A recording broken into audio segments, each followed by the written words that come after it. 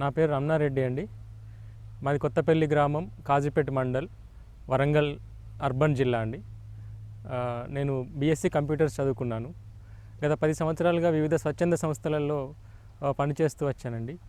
కానీ గత 3-4 సంవత్సరాల నుంచి ఈ పాలలో ఎంత కంటామినేషన్ అవుతుంది, పాలు తాగటం వల్ల ఎంతమంది రోగగ్రస్తులు అవుతున్నారు, కాబట్టి వేరే దేశాల నుంచి ఆవులను తెచ్చి లాభాపేక్షతోటి కమర్షియల్గా చేద్దామని చెప్పి మన దేశ సాంప్రదాయబద్ధమైన ఆవులను వదిలేసి వేరే విదేశాల నుంచి జెర్సీ కానీ, హెచ్ఎఫ్ కానీ, హోల్స్టియన్ ఫీజియన్ అని చెప్పి 20 లీటర్లు 30 లీటర్లు ఇస్తాయని చెప్పి వేరే దేశాల ఆవులు తీసుకొచ్చి ఆ పాలతోటి అనేక రోగాలు రావటం జరుగుతుంది.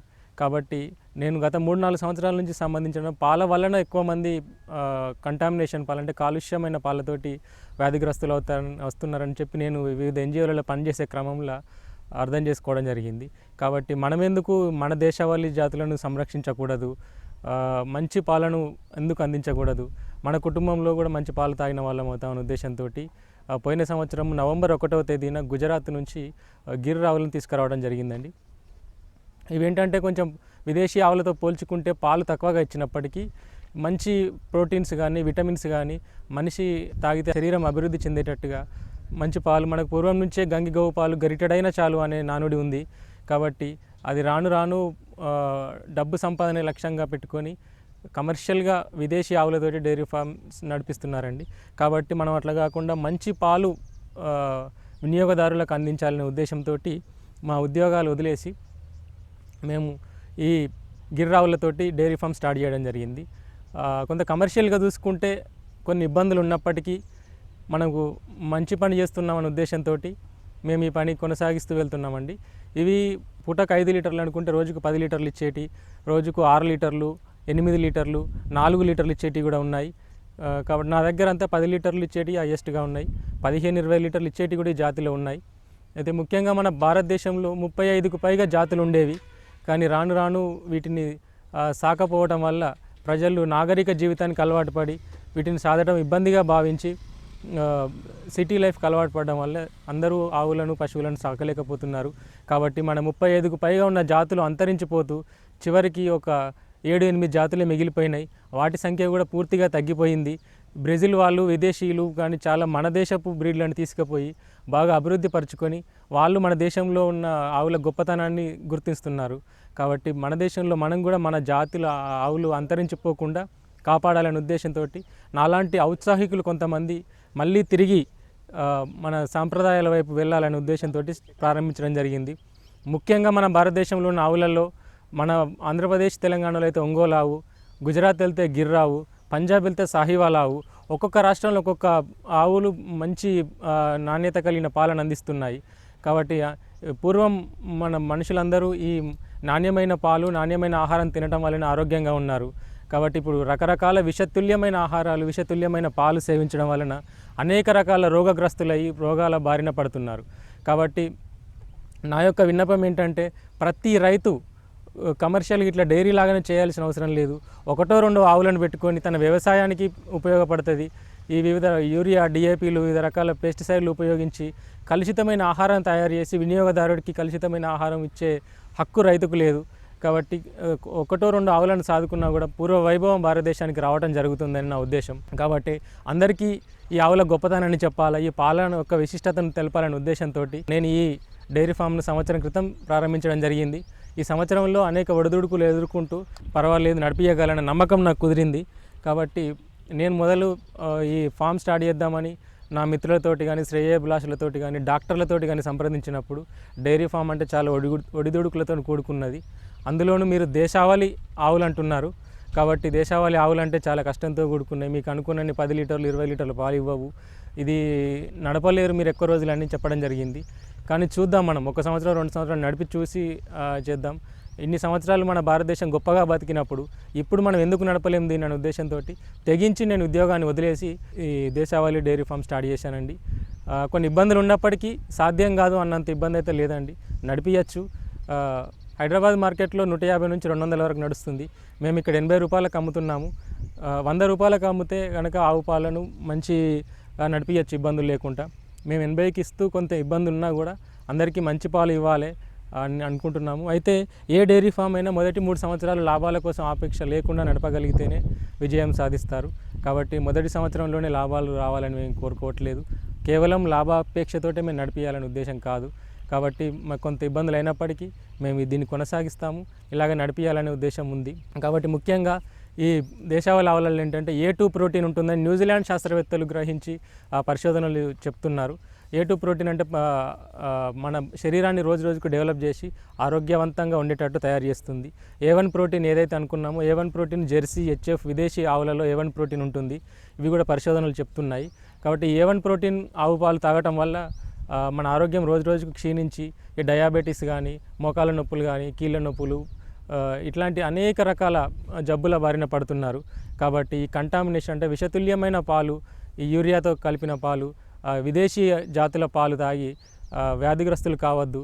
కాబట్టి ఇంకా అవేర్నెస్ రావాలి. మన భారతదేశం గొప్పతనం, భారతదేశం ఆవు పాల యొక్క గొప్పతనం తెలుసుకొని అందరూ ఈ దేశవాళీ ఆవు పాలే సేవించి ఆరోగ్యం కాపాడుకోవాలని నేను అనుకుంటున్నానండి. అంతేకాకుండా బర్రెపాలకు వచ్చేసరికి చిక్కగా ఉంటాయని అనుకుంటారు అందరూ. వాస్తవానికి బర్రెపాలలో ఫ్యాట్ ఎక్కువగా ఉంటుంది. ఆ ఫ్యాట్ వల్లనే సమస్యలు వస్తున్నాయి. ఆవు పాలకు వచ్చేసరికి దీంట్లో నీళ్లు కలవవు, లీటర్ తీసుకుంటే సరిపోవు, పెరుగు చాలా గట్టిగా ఉండదు అనే అపోహతోటి మళ్ళీ బర్రెపాలు తాగడానికి ఇష్టపడుతున్నారు. కానీ బర్రెపాలలో ఏదైతే ఫ్యాట్ ఉందో ఆ ఫ్యాట్ వల్లనే అనేక రోగాలు రావటం జరుగుతుంది. దీంట్లో ఏదైతే ఫ్యాట్ ఉందో ఇది మంచి కొలెస్ట్రాల్ని డెవలప్ చేయడానికి పనిచేస్తుంది. LDL, HDL అని 2 రకాల ఫ్యాట్స్ ఉంటాయి మన బాడీలో. కాబట్టి LDL అనే ఫ్యాట్ను డెవలప్ చేస్తుంది ఈ మన దేశవాళీ ఆవు పాలు. HDL అనే చెడు ఫ్యాట్ను విదేశీ ఆవులు డెవలప్ చేస్తాయి. కాబట్టి మన దేశవాళీ ఆవు పాలు తాగటం వల్లే పుట్టినరోజు అబ్బాయి నుంచి పండు ముసలోళ్ళ వరకు ఎవరు తాగినా ఈ పాలు జీర్ణమవుతాయి. ఎందుకంటే దీంట్లో ఫ్యాట్ పర్సెంటేజ్ తక్కువగా ఉంటుంది, A2 ప్రోటీన్ ఉంటుంది. ఆ ఫ్యాట్ కూడా మన బాడీకి అబ్జర్వ్ అయ్యేటట్టుగా ఉంటుంది. కాబట్టి దేశవాళీ ఆవు పాలు ఫ్యాట్ తక్కువగా ఉన్నప్పటికీ, చిక్కగా కనిపించినప్పటికీ అనేక రకాల ప్రోటీన్లు, విటమిన్లు దీనిలో అంతర్గతంగా ఉన్నాయి. కాబట్టి పూర్వం నుంచి ఈ ఆవు పాలు గొప్పతనం అనేక గ్రంథాలలో లిఖించబడి ఉంది. కాకపోతే ఈ బ్రిటిష్ వాళ్ళు పరిపాలించడం వల్ల గ్రంథాలు కనుమరుగైపోయి మన భారతదేశ సాంప్రదాయాలన్నీ కనుమరుగైపోయి వాటితో పాటు మన దేశపు ఆవుల జాతులు కూడా నశించిపోవడం జరుగుతుంది. కాబట్టి మళ్ళీ తిరిగి ప్రకృతి వైపు రావాలని అనుకుంటున్నారు. ఇప్పుడు వ్యవసాయం కూడా వీటితోటి చేస్తే మనకు విషతుల్యం కాని ఆహార పదార్థాలు పండించవచ్చు. వివిధ రకాల యూరియాలు, DAPలు, కంటామినేటెడ్ బాగా విషతుల్యమైన కెమికల్స్ వేసి పండిస్తున్నారు. కాబట్టి ఈ ఆవు మూత్రం పేడలో కూడా అనేక రకాల బ్యాక్టీరియా ఉంది. ఈ బ్యాక్టీరియా కూడా మన భూమికి ఉపయోగపడేటట్టుగా ఉంది. కాబట్టి దీంతో మనం కేవలం ఆరోగ్యం పొందటమే కాకుండా, మంచి పాలు తాగటమే కాకుండా మన వ్యవసాయాన్ని కూడా విషం లేని వ్యవసాయంగా మార్చుకోవచ్చు. మన ఆరోగ్యాలు కూడా బాగుండొచ్చు. మనం తినే ఆహారం, మన వినియోగదారులకు ఇచ్చే ఆహారం కూడా విషం తుల్యం కాని ఆహారం అందించవచ్చు. ఒకటి రైతు కూడా పెట్టుబడి ఎక్కువగా పెట్టి నష్టపోకుండా ఉండటం జరుగుతుంది. కాబట్టి ప్రతి రైతు 1 నుంచి 2-3 ఆవులు కనుక సాదుకున్నట్టయితే అతనికి పాలు, ఆ కుటుంబానికి పాలు దొరుకుతాయి, మంచి ఆహారం దొరుకుద్ది.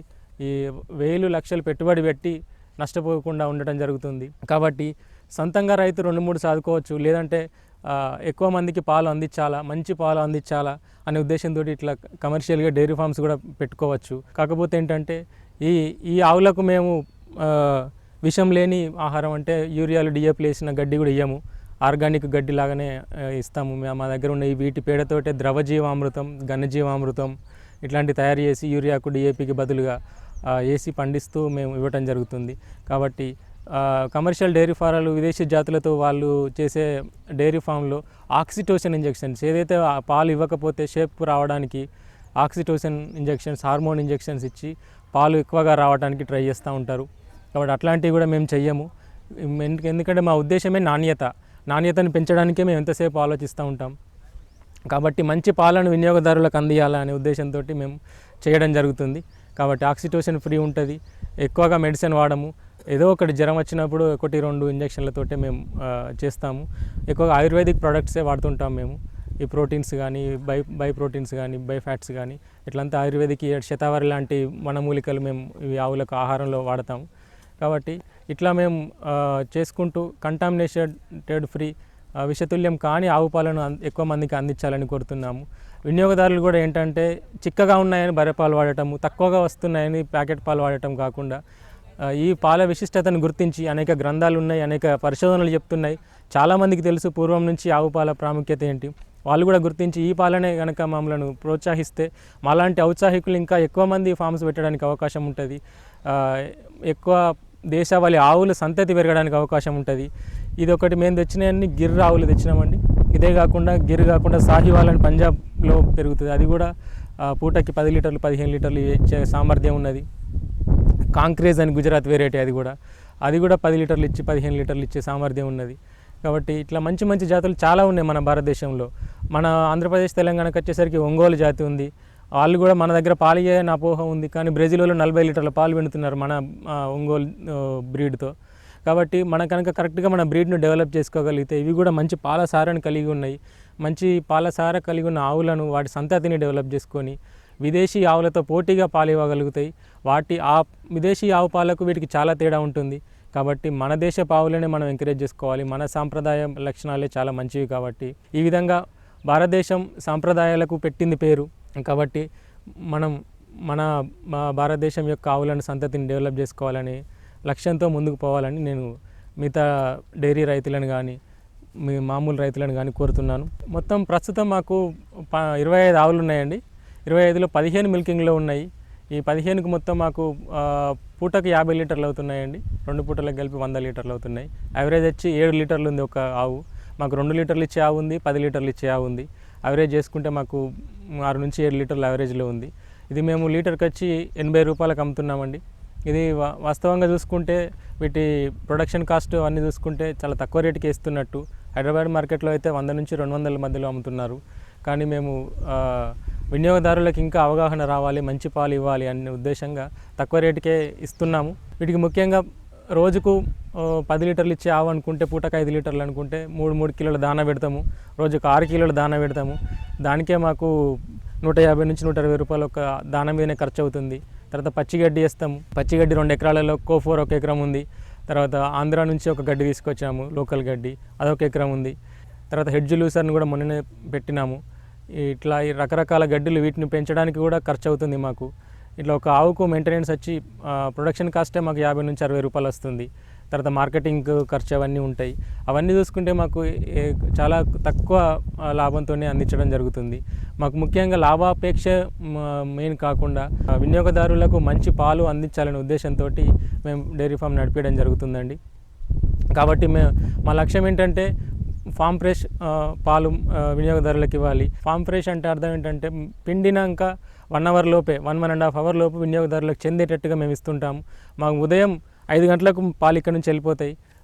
6:30 వరకు మాకు 1.5 గంటల లోపు పాలు వినియోగదారులకు చేరుతాయి. సాయంత్రం కూడా పాలు సాయంత్రమే ఫ్రిడ్జ్లలో పెట్టడము, వాటికి నిల్వ ఉండేటట్లు రసాయనాలు కలపడం లాంటివి ఏమీ చేయకుండా మేము ఆవు నుంచి వచ్చిన పాలు ఎలా పిండుతామో అలా ఫ్రెష్గా క్వాలిటీగా అందించడం జరుగుతుంది.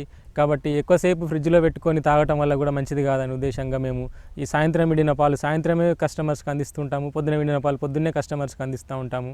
ఇట్లా మేము రకరకాల ఆయుర్వేదిక్ ప్రోడక్ట్స్ కూడా వీటికి వాడుతుంటాము. తప్పనిసరి పరిస్థితులలో జ్వరం వచ్చినప్పుడు కానీ ఏదైనా పొదుగువాపులు వచ్చినప్పుడు కానీ మెడికల్ అసిస్టెంట్స్ తీసుకుంటాము. కాకపోతే మెడికల్ అసిస్టెంట్స్ కూడా చాలా తక్కువగా వాడాలనే ఉద్దేశంతో మేము ఇంకా ట్రయల్స్ చేస్తున్నాము. ఇంకా ఆయుర్వేదిక్ ప్రోడక్ట్స్ ఏమున్నాయి, వీటికి పొదుగువాపు రాకుండా ముందే ఏం జాగ్రత్త తీసుకోవాలి, జ్వరం రాకుండా ముందే ఏం జాగ్రత్త తీసుకోవాలి అనే ఉద్దేశంగా మేము ఇంకా ట్రయల్స్ చేస్తూనే ఉన్నాము. ఫ్యూచర్లో అసలు జీరో మెడిసిన్, జీరో కెమికల్ అనేటట్టు చేయాలనుకుంటున్నాం. ఇప్పటికైతే దానా విషయంలో కానీ ఫాడర్ విషయంలో కానీ కెమికల్స్ లేకుండా గడ్డి కానీ అందిస్తున్నాం మేము. మెడికల్ అసిస్టెంట్స్ కూడా ఆయుర్వేదిక్ పరంగా చూడడానికే మేము ఇంకా ట్రయల్స్ చేస్తున్నాము. ఫ్యూచర్లో ఇంకా ఇలాంటిది కూడా తీసుకొస్తాము. ఎంత వీలైతే అంత క్వాలిటీ ఆఫ్ మిల్క్ అందించడానికి మేము ప్రయత్నం చేస్తున్నామండి మా సైడ్ నుంచి. మనకు భారతదేశంలో 30-35 జాతులు ఉన్నప్పటికీ మంచి పాల దిగుబడి, మంచి పాలసార కలిగినాయి 4 నుంచి 5 జాతులు ఉన్నాయండి. ముఖ్యంగా వాటిలో ఇప్పుడు మేము తీసుకొచ్చిన గిర్ ఒకటి, ఇది గుజరాత్ బ్రీడు. తర్వాత మా పంజాబ్కు చెందిన సాహివాల్ ఒకటి, అది కూడా 10 నుంచి 15 లీటర్లు యావరేజ్గా ఇవ్వటం జరుగుతుంది. తర్వాత కాంక్రేజ్, అది కూడా గుజరాత్ బ్రీడ్, అది కూడా మంచి పాలసార కలిగి ఉంటుంది. ఇట్లా 3-4 జాతులు మంచి విదేశీ జాతులతోటి పోటీ ఇచ్చి చేసేటట్టుగా ఉన్నాయి. కాబట్టి వీటిని అంతరించిపోతున్నాయి కాబట్టి వీటి విలువ తెలియట్లేదు. వీటి కనుక మళ్ళీ మనం కాపాడి పెంచుకొని వీటి జాతులలో మంచి బ్రీడ్ పాలసార కలిగిన వాటి సంతతిని కనుక అభివృద్ధి చేసుకోగలిగితే విదేశీ జాతులకు ఏమాత్రం తగ్గకుండా పాలు అందిస్తాయి.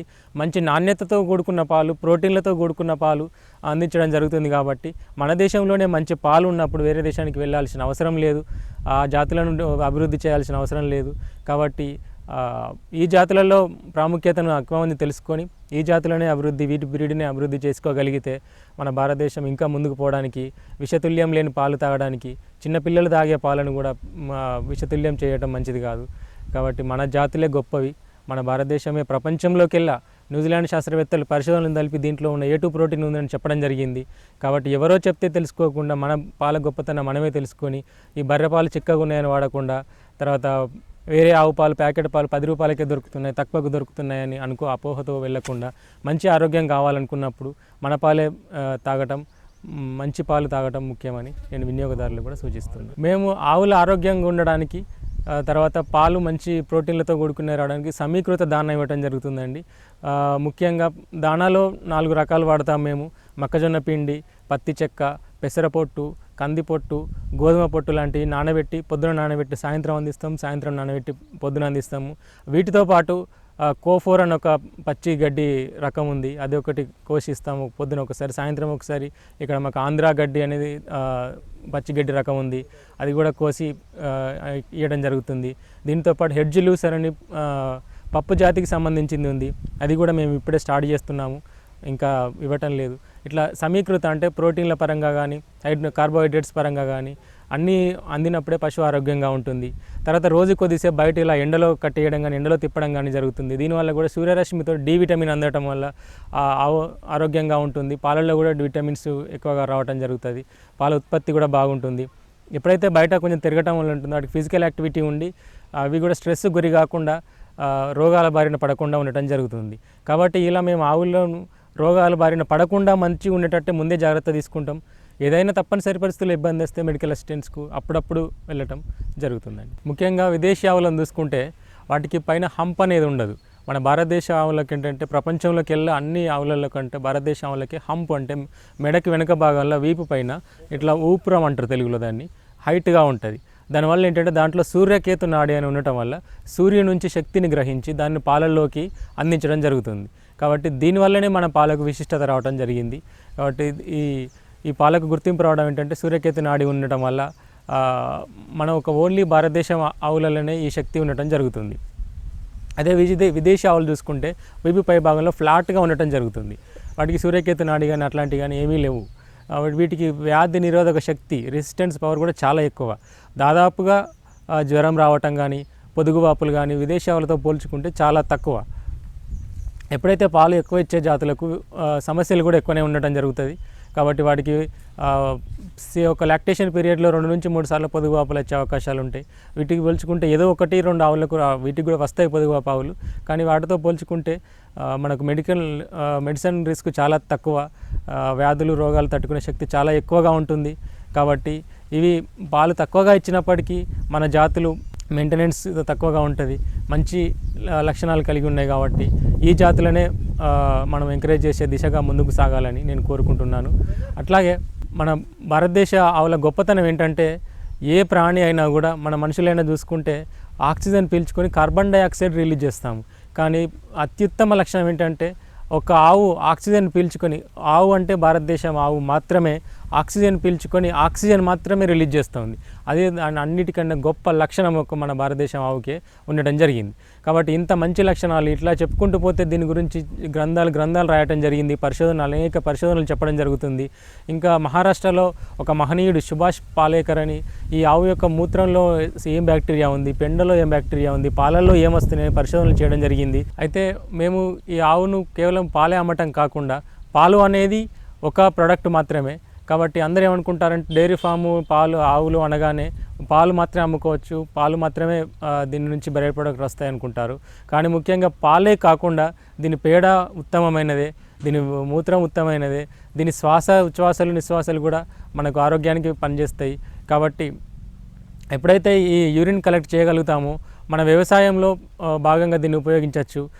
ఈ వ్యవసాయంలో యూరియాకు తర్వాత డిఏపి రసాయన ఎరువులకు, రసాయన పురుగు మందులకు దీని ఆవు పేడ, ఆవు మూత్రం చాలా బాగా ఉపయోగపడుతుంది.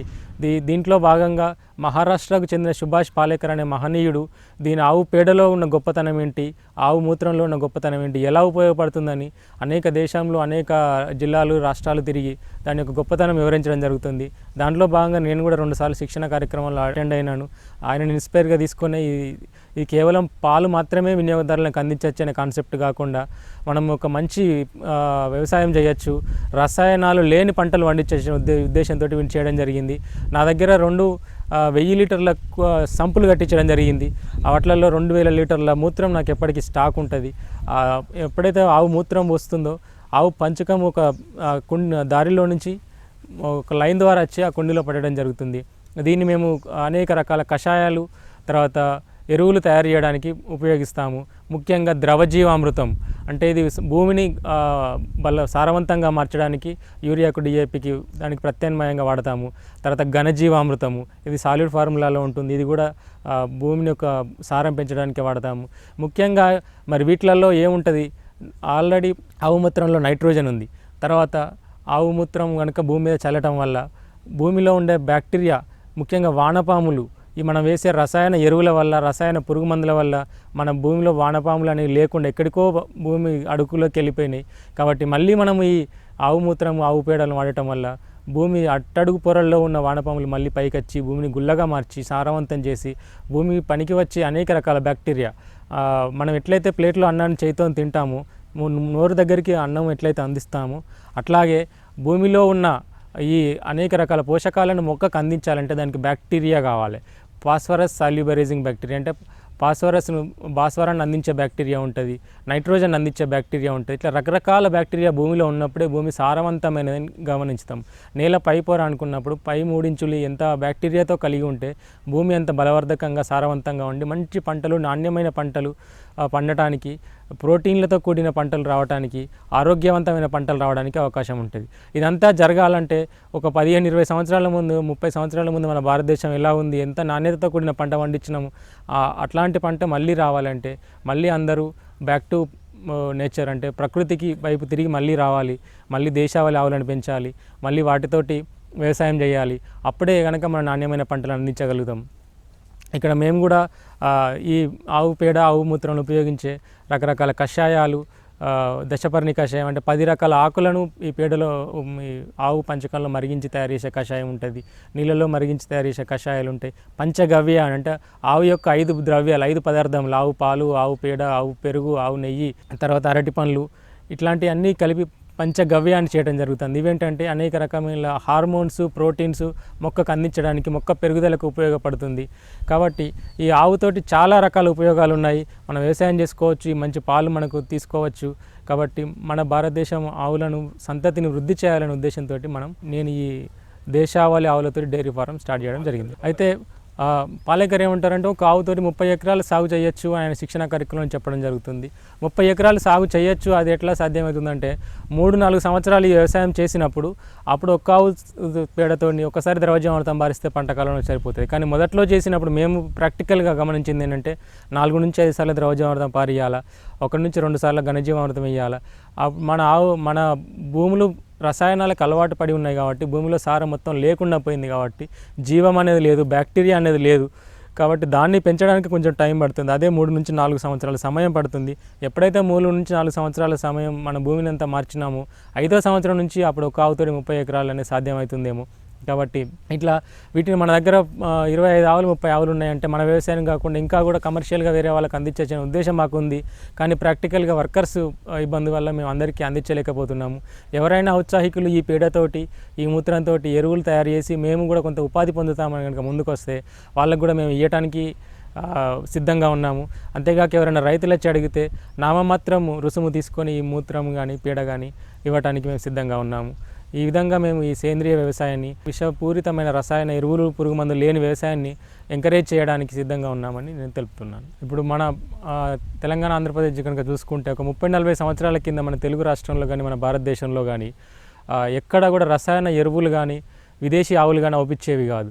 కానీ అప్పుడున్న పరిస్థితులలో హరిత విప్లవం పేరుతోటి అంటే అప్పుడున్న జనాభాకు సరిపోయేంత ఆహార పదార్థాలు పండేవి కాదు.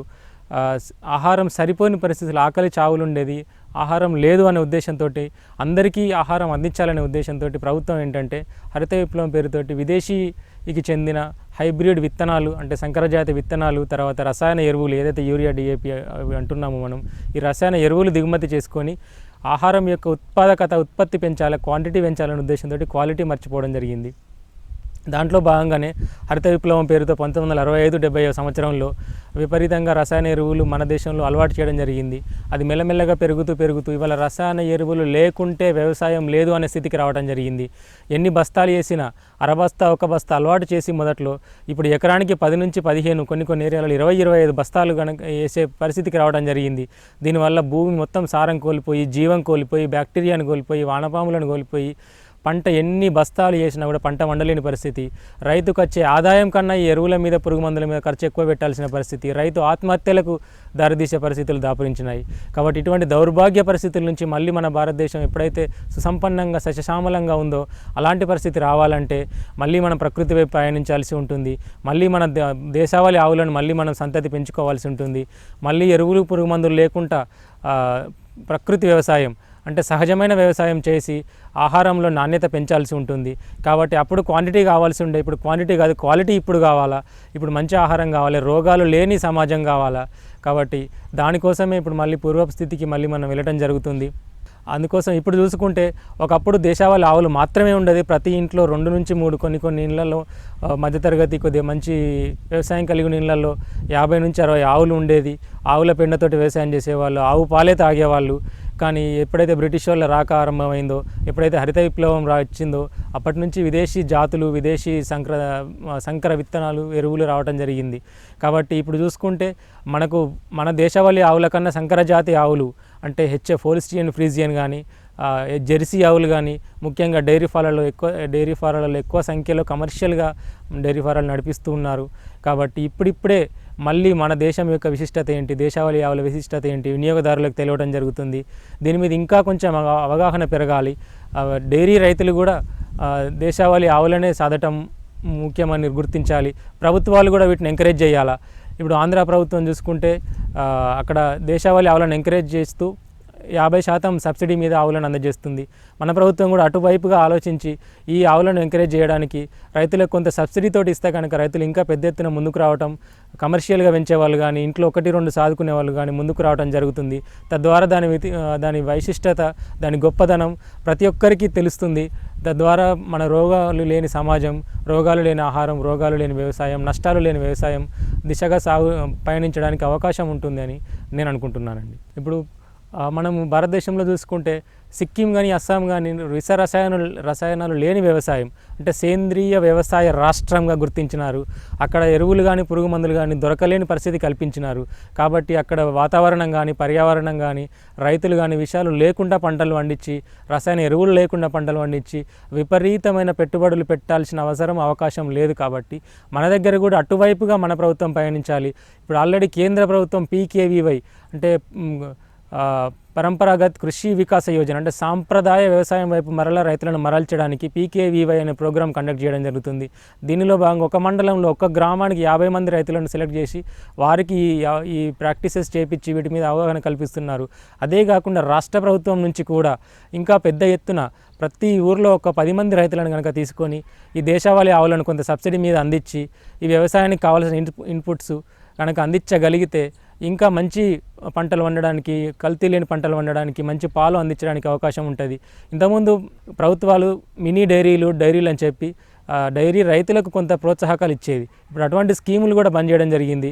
అలా దేశావళి ఆవులను పెట్టుకునే వారికి కనుక ఇట్లాంటి మంచి ప్రోత్సాహకాలు, సబ్సిడీలు కనుక ఇచ్చి ఎంకరేజ్ చేసినట్టయితే ఎక్కువ మంది ఈ దిశగా ప్రయాణించడానికి, ఎక్కువ మంది ఈ లైన్లోకి రావడానికి అవకాశం ఉంటుంది. కాబట్టి ప్రభుత్వాలు కూడా వీటి యొక్క విశిష్టతను గుర్తించి ఈ పరిశోధనలు మిగతా అందరికీ తెలిసేటట్టు, దేశావళి ఆవు గొప్పతనం తెలిసేటట్లు, వాటి పాల యొక్క గొప్పతనం తెలిసేటట్లు అందరికీ అర్థమయ్యేటట్టు చెప్తూ కొంత ప్రభుత్వం నుంచి కనుక సబ్సిడీలు అందించగలిగితే ఎక్కువ మంది ఈ దిశలోకి రావడానికి, ఈ దేశావళి డైరీ ఫారాలు స్థాపించడానికి అవకాశం ఉంటుంది. కాబట్టి మన రాష్ట్ర ప్రభుత్వం కూడా గుర్తించి ఈ వ్యవసాయాన్ని ఎంకరేజ్ చేయడానికి, ఈ రకమైన దేశావళి ఆవులతో డైరీ ఫారం స్టార్ట్ చేయడానికి కొంత 50% సబ్సిడీతో కనుక అందించినట్టయితే ఇక్కడ కూడా మనం ఎక్కువ సంఖ్యలో ప్రోత్సహించడానికి అవకాశం ఉంటుందని నా ఉద్దేశం అండి. అయితే మేము గత సంవత్సరం నుంచి వినియోగదారులకు ఈ దేశవాళీ ఆవు పాలు అందించడం జరుగుతుందండి. మేము హాఫ్ లీటర్ లీటర్ ప్యాకింగ్లో చేసి ప్రతి ఇంటింటికి అందించడం జరుగుతుంది. డోర్ డెలివరీ ఇస్తున్నాము. ముఖ్యంగా అవగాహన ఉన్నవాళ్ళు, వీటి గురించి ప్రాముఖ్యత తెలిసిన వాళ్ళే తీసుకుంటున్నారు. మేము బర్రెపాలు ఏదైతే 70-80 రూపాయలకు అమ్ముతున్నారో మేము కూడా అదే 80 రూపాయల ప్రైస్ పెట్టి బర్రెపాలకు ఎంత రేటు ఉందో అదే రేట్లో ఇవ్వడం జరుగుతుంది. అయితే ఈ అవగాహన తెలిసిన వాళ్ళు వాడుతున్నారు. వాడిన వాళ్ళు మాత్రం సంతృప్తిగా సంతోషంగా ఉన్నారు. ఏంటంటే ముఖ్యంగా మేము అన్ని గిర్రావులే తెచ్చినాము. గిర్రావులు ఎరుపు రంగు కలిగి ఉన్న ఎరుపు రంగు ఆవులు కఫాన్ని నిరోధిస్తాయి. కాబట్టి ఎవరైతే ఆస్తమా పేషెంట్లు ఉన్నారో, చిన్నపిల్లలు దగ్గు పడిసం జలుబు నుంచి ఉన్నారో వాళ్ళకు మంచి రిజల్ట్స్ ఉన్నట్టు కొంతమంది మాకు ఫీడ్బ్యాక్ ఇవ్వడం జరుగుతుంది. మేము కూడా మా పిల్లల మీద ట్రయల్స్ చేయడం జరిగింది. కాబట్టి మా అబ్బాయికి ఇంతకుముందు ఎప్పటికీ కఫం ఉండేది. ప్రతి నెలకు హాస్పిటల్కి వెళ్ళాల్సిన అవసరం ఉండేది. ముక్కుకు నెబ్యులేషన్ పెట్టి కఫాన్ని తగ్గించే అవసరం ఉండేది. కానీ ఇప్పుడు ఏదైతే నేను 3 ఇయర్స్ నుంచి మా ఇంట్లో కావును తెచ్చి వాడుతున్నాను. 1 ఇయర్ నుంచి కమర్షియల్గా డైరీ ఫార్మ్ రన్ చేస్తూ ఈ పాలనే పిల్లలు తాగిపిస్తున్నాను. ఏ రోజు నుంచి నేను ఆవు పాలు స్టార్ట్ చేశాను ఆ రోజు నుంచి నేను హాస్పిటల్కి వెళ్ళాల్సిన అవసరం రాలేదు. ఇప్పటివరకు జ్వరం కానీ కఫం కానీ మా పిల్లలకు రాకుండా చాలా హెల్త్ పరంగా చాలా సంతోషంగా ఉన్నామండి. వినియోగదారులు కూడా ఈ తాగిన వాళ్ళు ఎవరు అసంతృప్తిగా లేరు. చాలా బాగున్నాయని ఫీడ్బ్యాక్ ఇస్తున్నారు. కాకపోతే అందరికీ ఇదే ఫీడ్బ్యాక్ అందరికీ తెలవాలంటే కొంత ఇట్లాంటి మీడియా ప్రచారం కల్పించాలి. మీడియా కూడా ముందుండి నిజంగా దీంట్లో ఎంత వాస్తవం ఉంది, ఎంతవరకు ఇవి ఉపయోగపడుతున్నాయని చెప్పి ఆరా తీసి ఎక్కువ మందికి తెలిసేటట్టు చేయాల్సిన బాధ్యత ఇట్లాంటి టీవీ ఛానళ్ళు కానీ మీడియా మీద కూడా ఉందని నేను తెలుపుతున్నానండి. ఇంతకుముందు అన్నట్టు మనం ప్రభుత్వాల నుంచి కూడా ఎప్పుడైతే ఎంకరేజ్మెంట్ ఉంటుందో అప్పుడే ఈ వ్యవస్థలో ఇంకా ముందుకు పోవడానికి అవకాశం ఉంటుంది. ముఖ్యంగా మనం ఆవులతోటి పాలతో పాటు ఇతర ఉత్పత్తులు చేయొచ్చు. అంతేకాకుండా సేంద్రియ వ్యవసాయం, రసాయనాల వ్యవసాయం చేయొచ్చు అనుకుంటే ఈ ఆవు పేడ, ఆవు మూత్రమే కాకుండా దీనికి ఇతర పదార్థాలు అంటే ముఖ్యంగా బెల్లము, ద్రవజీవామృతం, ఘనజీవామృతం చేయాల్సినప్పుడు బెల్లం వాడాల్సిన పరిస్థితి ఉంది. కానీ మార్కెట్లో రైతులకు ఈ సేంద్రియ వ్యవసాయం చేసే చాలామంది రైతులు ఎదుర్కొంటున్న సమస్య, రైతులకు బెల్లం దొరకట్లేదు. గుడుంబ తయారీకి వాడుతున్నారని చెప్పి ఆ రైతులకు బెల్లం అందుబాటులో లేకుండా చేస్తున్నారు. కాబట్టి రాష్ట్ర ప్రభుత్వాలు తప్పనిసరిగా ఈ సేంద్రియ వ్యవసాయం చేసే రైతులకు కొంత గుర్తింపునిచ్చి వారికి బెల్లం అందుబాటులో ఉండేటట్టు, వీలైతే కొంచెం తక్కువ రేట్లో అందుబాటులో ఉండేటట్టు చేస్తే ఇంకా ఎక్కువ సేంద్రియ వ్యవసాయం చేయడానికి అవకాశం ఉంటుందని నేను కోరుకుంటున్నాను. అట్లాగే ఎవరైతే ఔత్సాహికులు ఈ దేశవాళీ ఆవులతో డైరీ నడిపిస్తారనుకుంటారో వాళ్ళు అంతా ఈ లీటర్లు లెక్క పెట్టుకొని, రేటు లెక్క పెట్టుకొని ముందుకు రావద్దండి. దాంట్లో ఉన్న కష్టాలు నష్టాలు అన్నీ చూసుకొని వాళ్ళకు గడ్డి పెంచడానికి స్థలం ఉందా, తర్వాత వర్కర్లను మెయింటైన్ చేయగలుగుతారా, వాళ్ళు సొంతంగా పని చేయగలుగుతామా, పెట్టుబడి సమకూర్చుకోగలుగుతామా, ఇవన్నీ చూసుకొని మార్కెటింగ్ చూసుకొని ఇది డోర్ డెలివరీ చేసి వినియోగదారులకు సొంతంగా అందించగలిగినప్పుడే దీని యొక్క ఫలితాలు అందుతాయి. అట్లాగే రేటు పరంగా కూడా వర్కౌట్ అవుతుంది.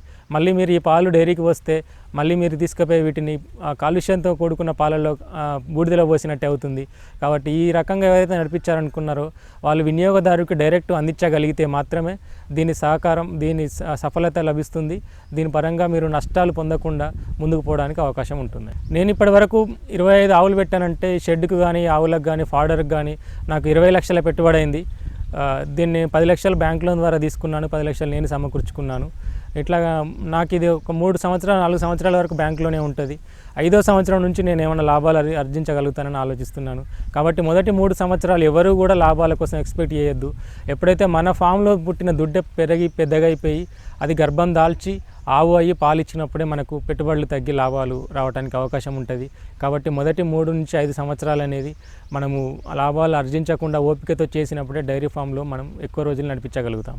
లేకపోతే మనం మధ్యలో ఇబ్బందులు పాలవలసి వస్తుంది. ముఖ్యంగా నేను వినియోగదారులకు చెప్పే విషయం ఏంటంటే దేశవాళీ ఆవు పాలలకు విశిష్టత ఇంతకుముందు మనం రకరకాలుగా చెప్పుకున్నాం. అంతేకాకుండా మీరు ఏ పాలన్నా ల్యాబ్కు పంపించండి, 100 డిగ్రీ సెంటిగ్రేడ్లో వేడి చేసిన తర్వాత వేరే పాలు పంపించండి. మన దేశవాళీ ఆవు పాలు తీసుకెళ్ళి 100 డిగ్రీ సెంటిగ్రేడ్ తర్వాత వేడి చేసి పంపించండి. దీంట్లో ప్రోటీన్స్ 90 నుంచి 95 వరకు ఉన్నట్టు పరిశోధనలు తెలుపుతున్నాయి. అదే విదేశీ జాతి ఆవులు కానీ, బర్రె పాలు కానీ చూసుకుంటే 10 నుంచి 15% దాంట్లో ప్రోటీన్లు ఉన్నట్టు మనకు పరిశోధనలు తెలుపుతున్నాయి. కాబట్టి మీరు స్వయంగా ల్యాబ్ అనాలిసిస్ చేసి కూడా చూసుకోవచ్చు. ఇంతకుముందు చేసిన పరిశోధనలు అదే తెలుపుతున్నాయి. మంచి ఫ్యాట్ను పెంచుతున్నాయి ఈ పాలు తాగటం వల్ల. తర్వాత ఏ విటమిన్ అనేది పుష్కలంగా దీంట్లో దొరుకుతుంది. తర్వాత కాల్షియం అనేది పుష్కలంగా దొరుకుతుంది. మనం వేడి చేసిన తర్వాత కూడా మనకి ఈ పాలల్లో కానీ, పెరుగులో కానీ, నెయ్యిలో కానీ ప్రోటీన్లు ఎంతవరకు తగ్గకుండా ఉంటున్నాయి. తర్వాత దేశవాళీ ఆవు నెయ్యి గొప్పతనం ఏంటంటే మనకు ఆయుర్వేద డాక్టర్లు కానీ గ్రంథాలు కానీ మహర్షులు కానీ చెప్పేది ఏంటంటే రోజు కనుక ఒక చుక్క 2 చుక్కల నెయ్యిని రాత్రి పడుకునే ముందు మన ముక్కుల్లో కనుక వేసుకుంటే మనకు ఈ కంటే బొక్క అంటారు ఇక్కడ నుంచి పైకి సమస్యలు అంటే మన మెదట్లో ఉండే క్లాట్స్ కానీ తర్వాత సైనస్ ప్రాబ్లమ్స్ కానీ తర్వాత ఈ కఫానికి సంబంధించిన ప్రాబ్లమ్స్ కానీ తగ్గుతున్నట్టు తర్వాత క్యాన్సర్లో కూడా ఈ ఆవు పాలను ఆవు పెరుగును అన్ని ట్రీట్మెంట్లలో ఉపయోగిస్తున్నట్టు ఆయుర్వేద వైద్యులు కానీ మహర్షులు కానీ గ్రంథాలు కానీ మనకు చెప్పడం జరుగుతుంది. కాబట్టి ఇంత గొప్పతనం ఉన్న పాలు మహా అంటే మీకు బర్రెపాల రేటుకు 5-10 రూపాయలు ఎక్కువ కానీ బర్రెపాల రేట్లో దొరుకుతున్నప్పుడు ప్యాకెట్ పాలు తాగి ఇతర పాలు తాగి ఎందుకు మన ఆరోగ్యం పాడు చేసుకోవాలి? ఇంత గొప్ప విలువలున్న పాలను మన భారతదేశం ఆవులు ఇస్తున్నప్పుడు దీన్ని ఎందుకు మనం తాగకూడదు? వైద్యపరంగా మెడికల్కి ఎంతో వేలు లక్షలు ఖర్చు పెట్టుకుంటాం, కానీ ఇక్కడ పాలక దగ్గర కానీ మంచి ఆహారం దగ్గర కానీ మనం కొంచెం కేర్ తీసుకోగలిగితే మనం ఎక్కువ మందులుగా పెట్టి ఆరోగ్యం ఖరాబ్ చేసుకోవాల్సిన అవసరం ఉండదని నా భావన అండి. కాబట్టి మనము ఆవు పాలు తాగటం వల్ల కానీ ఆరోగ్యంగా ఉండటము, తర్వాత వాటి పేడమూత్రంతో మన భూములు ఆరోగ్యంగా ఉండటము, మనం విషం లేని పంటలు తినచ్చు అని, తర్వాత వీటి ఆక్సిజన్ తోటి ఆక్సిజన్ పీల్చుకొని ఆక్సిజన్ ఇస్తాయి అనుకున్నప్పుడు ఆ పర్యావరణము వాతావరణము మంచి విషతుల్యం లేని వాతావరణం ఉంటుందని, ఇట్లా అన్ని రకాలుగా ఏ రకంగా చూసుకున్నా కూడా ఆవే మూలం అనేది మనకి ఇన్ని విషయాల వల్ల పరిశోధనల వల్ల అర్థమవుతుంది. కాబట్టి ఇంత మంచి లక్షణాలు కలిగి ఉండి ఇన్ని రకాలుగా ఉపయోగపడి ఉన్న మన భారతదేశం ఆవు సంతతి కోల్పోయి మన భారతదేశం ప్రభావాన్ని వైభవాన్ని కోల్పోకుండా ఉండాలంటే ఏవైతే జాతులు ఉన్నాయో 30-35 జాతులు ఉన్నాయి, అన్ని జాతులు ముఖ్యమైనవి, దేని ప్రత్యేకత దానికే ఉంది. కాబట్టి ఈ జాతులన్నిటిని మనం కాపాడుకొని తిరిగి మన భారతదేశ వైభవాన్ని భారతదేశం యొక్క మంచి వాతావరణం అనుకుంటే ఆ వాతావరణాన్ని తిరిగి పొందాలనుకుంటే వాటి బాలలు రేపటి పౌరులు అనుకుంటే మంచి యువకులుగా ఎదగాల, మంచి భారతదేశ సంతతి ఉండాలి, మన మనుషుల ఆరోగ్యం బాగుండాలంటే దేశవాళీ ఆవులను సంతతిని కాపాడుకొని మన ఈ బ్రీడ్ను రక్షించుకొని ముందుకు వెళ్ళాలని నేను కోరుకుంటున్నాను.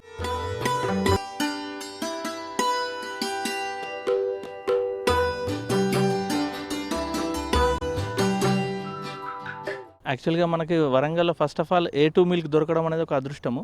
అది మా ఫ్రెండ్ రమణారెడ్డి ద్వారా మాకు దొరకడం వల్ల మేము చాలా హ్యాపీ ఫీల్ అవుతున్నాము. A2 మిల్క్ కన్జ్యూమర్గా నేను చాలా హ్యాపీగా ఉన్నాను. ఎందుకంటే మనకి ఆర్గానిక్ దేశీ కౌ మిల్క్ అనేది టోటల్లీ చాలా షార్టేజ్. అసలు మనం ఎప్పుడో విన్నాం, మన యాన్షియన్ టైంలో విన్నాం, కానీ మనం దాన్ని ఇప్పుడు ప్రజెంట్ చూస్తూ ఉన్నాం. మాకు మార్కెట్ వచ్చేసి Warangal around 500 to 600 litres demand ఉంది. But at the same time మాకు ఉన్న రిసోర్సెస్ ప్రకారం అరౌండ్ 50-55 లీటర్స్ మేము మార్కెట్ చేయగలుగుతున్నాము. ఇంకా ఫ్యూచర్లో ఇంకా మంచి అసలు కస్టమర్స్ నుంచి కూడా చాలా మంచి రెస్పాన్స్ ఉంది. మేము ఫీల్డ్లో ఉండడం వల్ల మేము చాలా హ్యాపీ ఫీల్ అవుతున్నాము. హెల్త్ పరంగా నేను లైవ్గా మా పిల్లల ఇంట్లో మేము అరౌండ్ 1.5-2 లీటర్స్ తీసుకుంటాము. మా పిల్లలు చిన్న పిల్లలు, ఒకరు 5 years, ఒక 2 years కిడ్. వాళ్ళు అసలు ఈ సీజన్లో లాస్ట్ సీజన్లో మనము చూసినట్టయితే అరౌండ్ ఒక్కసారి కూడా సిక్ కాలేదు వాళ్ళు. మేము 1 year నుంచి వాడుతున్నాము, ఎట్లాంటి ప్రాబ్లమ్స్ కూడా సైడ్ ఎఫెక్ట్స్ కానీ మాకు లేవు. We feel very happy. ఎందుకంటే అరౌండ్ మెడికల్ బడ్జెట్ వచ్చేసి చిన్నపిల్లలు ఉన్నప్పుడు 2,000-3,000 అవుతాయి, అవి మాకు మిగులుతున్నాయి. మేము ఇక్కడ ఇన్వెస్ట్ చేస్తున్నాము ఆల్మోస్ట్. దానివల్ల మేము చాలా హ్యాపీ ఫీల్ అవుతున్నాం. నా పేరు వచ్చేసి చంద్రగిరి కిషన్. నేను హన్మకొండలో ఉంటాను, మచిలీ బజార్ మాది. అయితే నాకు ఈ ఆవు పాలంటే చాలా ఇష్టం. అదే సర్చ్లో ఉంటే సారు మాకు ఈ డైరీ ఫామ్ పరిచయం అయింది. అప్పటి నుండి నేను చేస్తున్నాను.